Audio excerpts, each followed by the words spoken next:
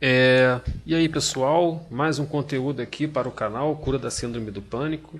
Hoje vou falar a minha experiência aí, e a experiência também de muita gente sobre a relação entre psicólogos e medicamentos, né?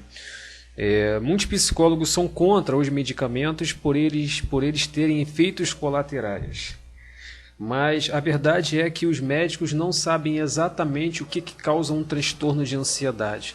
Na verdade, eles sabem até o mecanismo, mas eles não sabem exatamente o porquê que isso acontece, né? Pode ser uma variação na alimentação, fatores externos, fatores psíquicos e por aí vai. Então, se um médico estudou 15 anos sobre toda a anatomia aí do corpo, né? A maioria dos médicos, tem muito médico que é clínico, psiquiatra e neurologista, eles procuram sempre se aprofundar em alguma coisa a mais, então eles estão sempre estudando. Não é o psicólogo que vai dizer do que realmente se trata isso, né?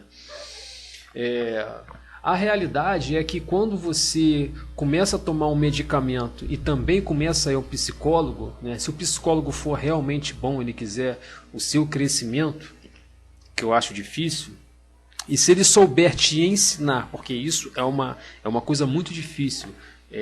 Para mim, a função fundamental de um psicólogo é te ensinar a lidar com os seus sentimentos, não fugir deles, né? Porque a maioria dos psicólogos quer que eles te dão estratégias para você fugir. Isso aumenta muito a sua ansiedade.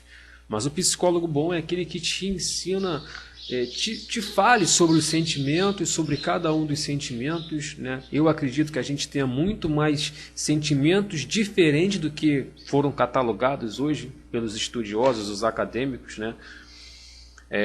Vamos dar um exemplo aqui. Eu estou feliz, mas eu estou feliz porque eu estou comendo, eu estou feliz porque estou jogando bola. Esse tipo de felicidade são diferentes, são intensidades diferentes, são sentimentos até diferentes. Então a gente tem uma variação de vários sentimentos diferentes. Por exemplo, eu senti raiva porque o meu carro bateu é diferente de eu sentir raiva porque pisei numa pedra.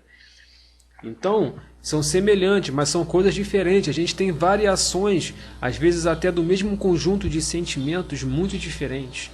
E tem coisas que às vezes a gente morre e nem sabe o que é sentir aquilo. Tem coisas que eu não gostaria de ver, né? Por exemplo, o sofrimento desse pessoal que vive na Síria sendo bombardeada, aqueles malucos lá que matam por causa de religião. Você não sabe. Aqui também no Rio, o pessoal que mora em comunidade, né? Algumas comunidades no Rio de Janeiro tem vivido, São Paulo também, tem vivido situações de pânico, né? Você às vezes está dentro de casa vê uma bala perdida.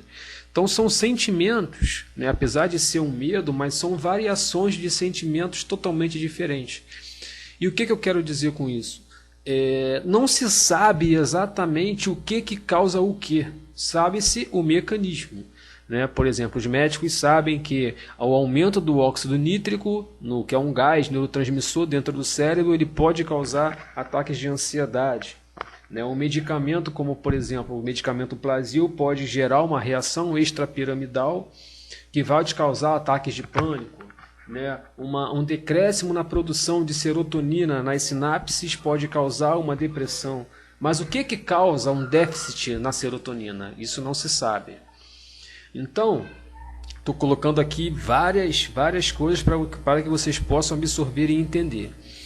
Quando um psicólogo chega para você e diz que, vamos supor que você tenha transtorno obsessivo compulsivo, e ele te fala que você pode lidar com esse problema sem o medicamento, que muitos psicólogos são contra o medicamento por causa de efeitos colaterais, é importante que você se lembre que você já está tendo efeitos colaterais da sua própria doença, né? A pessoa com transtorno obsessivo compulsivo, ela tem déficit de atenção, porque ela não consegue se concentrar naquilo que realmente ela deve se concentrar. Às vezes se concentra em coisas completamente idiotas e sem nexo, como mania de arrumação, mania de limpeza. Você tem problemas de relacionamento, porque uma pessoa, para ter um relacionamento amoroso, é difícil ela conviver com isso, né? Com esses rituais de outras pessoas. Então você já tem uma série de efeitos colaterais. Outra coisa também, qualquer pessoa tem problemas de saúde, né?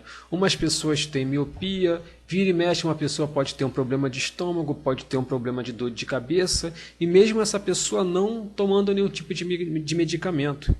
Agora, a pessoa que sofre de um transtorno de ansiedade, os psicólogos insistem em dizer isso, acha que todas as coisas que você sente é um efeito colateral do medicamento.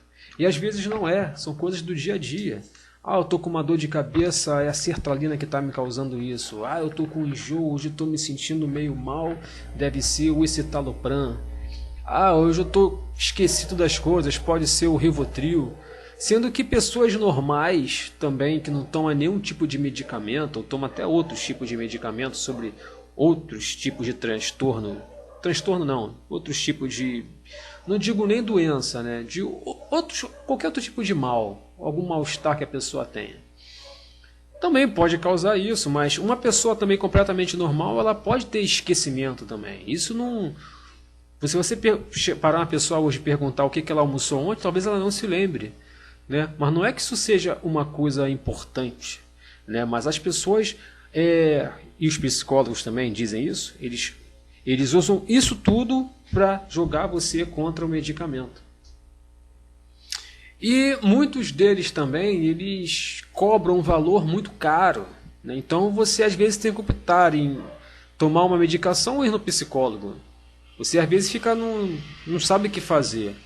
E outra coisa também, você começa o medicamento, como eu consumi a paroxetina durante 2 anos e meio, acredito eu, mais um pouquinho, não sei. E indo ao psicólogo e eu acreditando que eu estava ficando bem por causa do psicólogo. Mas não era, quando você toma medicamento e vai ao psicólogo, a sua melhora é por causa da medicação.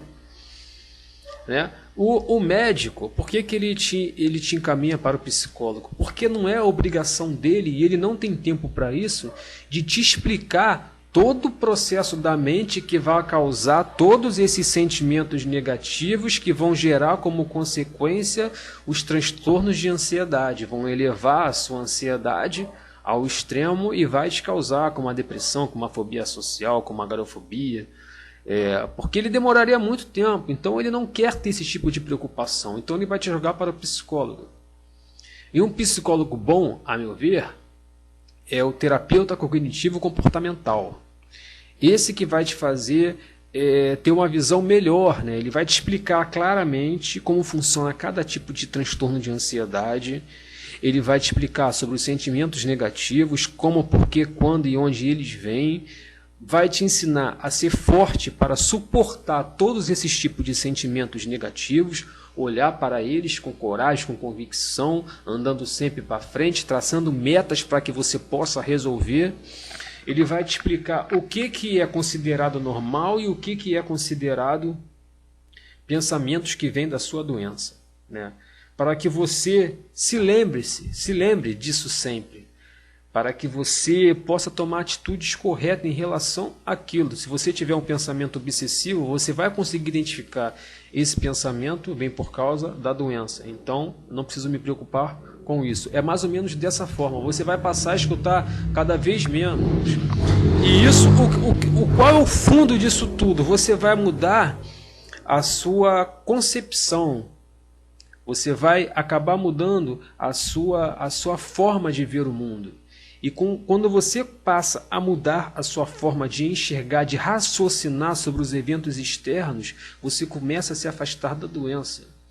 Então, a terapia cognitiva comportamental, ela vai te ensinar a lidar com os sentimentos negativos. A partir do momento que você vai conseguir lidar com os sentimentos negativos, eles vão diminuir e você não vai agir de acordo com o que você está sentindo, você vai agir de acordo com a sua consciência, que é algo muito maior, porque você, como ser humano, é maior do que o seu corpo e é maior do que os seus próprios sentimentos.